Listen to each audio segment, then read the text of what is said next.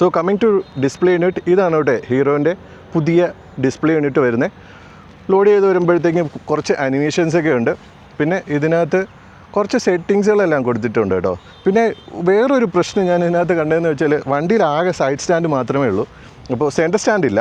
അപ്പോൾ വണ്ടി സൈഡ് സ്റ്റാൻഡിൽ വെച്ചിട്ട് നോക്കുമ്പോഴത്തേക്കും എപ്പോഴും ഫ്യൂവൽ ഇൻഡിക്കേറ്റർ ഏകദേശം പകുതിയാണെങ്കിൽ തന്നെ ഫ്യൂവൽ ഇൻഡിക്കേറ്റർ എപ്പോഴും ലോ ആയിട്ടായിരിക്കും കേട്ടോ കാണിക്കുന്നത്.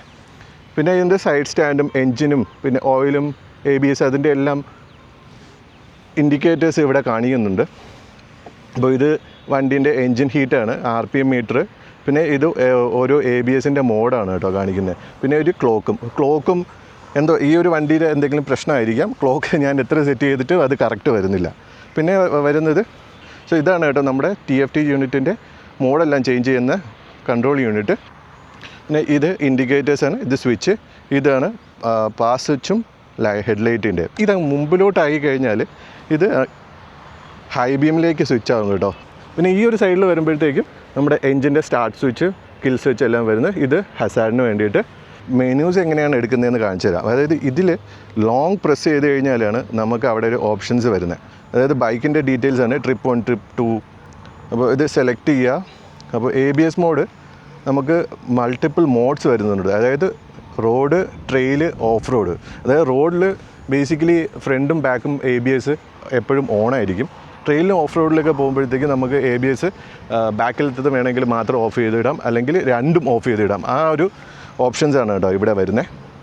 പിന്നെ വരുന്നത് ബാറ്ററീൻ്റെ കുറച്ച് ഡീറ്റെയിൽസ്. പിന്നെ നമുക്ക് ഡിസ്പ്ലേയിൽ കുറച്ച് മോഡിഫിക്കേഷൻസ് എല്ലാം ചെയ്യാൻ പറ്റും. അതായത് അപ്പിയറൻസും ബ്രൈറ്റ്നസ്സും വിഡ്ജസും ഡേറ്റ് ആൻഡ് ടൈമും അതെല്ലാം നമുക്ക് ഇവിടെയാണ് സെറ്റ് ചെയ്യാൻ പറ്റുന്നത്. പിന്നെ ഇതിനകത്തൊരു കണക്ടിവിറ്റി വരുന്നുണ്ട് കേട്ടോ. അതായത് നമ്മുടെ ബ്ലൂടൂത്ത് വെച്ചിട്ട് നമ്മുടെ ഫോൺ വേണമെങ്കിൽ കണക്ട് ചെയ്യാൻ പറ്റും. അപ്പോൾ ഇതിനകത്ത് ടേൺ ബൈ ടേൺ നാവിഗേഷനൊക്കെ സപ്പോർട്ട് ചെയ്യുന്നുണ്ട് കേട്ടോ. പിന്നെ ലാസ്റ്റ് വരുന്ന എബൌട്ട് ഇതിന് ഈ ഒരു വണ്ടീൻ്റെ ഇൻഫോർമേഷനാണ്. അത് കണക്ക് തന്നെ ഈ ഒരു പാട്ട് നമുക്ക് അല്ലാതെ ഇത് ലോങ് പ്രസ് ചെയ്യാതെ ജസ്റ്റ് ഒരു പ്രസ് ചെയ്ത് കഴിഞ്ഞാൽ ഈ ഒരു ഡീറ്റെയിൽസ് നമുക്ക് ക്വിക്കായിട്ട് കിട്ടും. അതായത് ഇപ്പോൾ ഡിസ്റ്റൻസ് എത്ര കവർ ചെയ്തു, ട്രിപ്പ് 1, ട്രിപ്പ് 2, റേഞ്ച് എത്രയുണ്ട്, ആവറേജ് ഫ്യൂവൽ നമുക്കിപ്പോൾ എത്ര വരുന്നുണ്ട്. ഇപ്പോൾ ഇതിനകത്ത് കാണിക്കുന്നത് 43 km/ലിറ്റർ എന്നാണ് കേട്ടോ പറയുന്നത്. അപ്പോൾ ഹീറോ പറയുന്നത് 38 എന്തോ ആണ് മൈലേജ് പറയുന്നത്.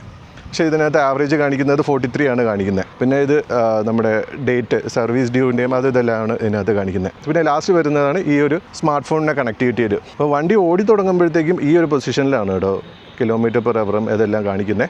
പിന്നെ ഇവിടെയാണ് ഗിയർ പൊസിഷൻ ഇൻഡിക്കേറ്റർ. പിന്നെ ഇതാണ് നമ്മുടെ ABS മോഡ്, ഏത് ABS മോഡാണ് കിടക്കുന്നതെന്നുള്ളത്. അപ്പോൾ ഇത്രയൊക്കെയാണ് ഈ ഒരു വണ്ടിയുടെ ഡീറ്റെയിൽസ്.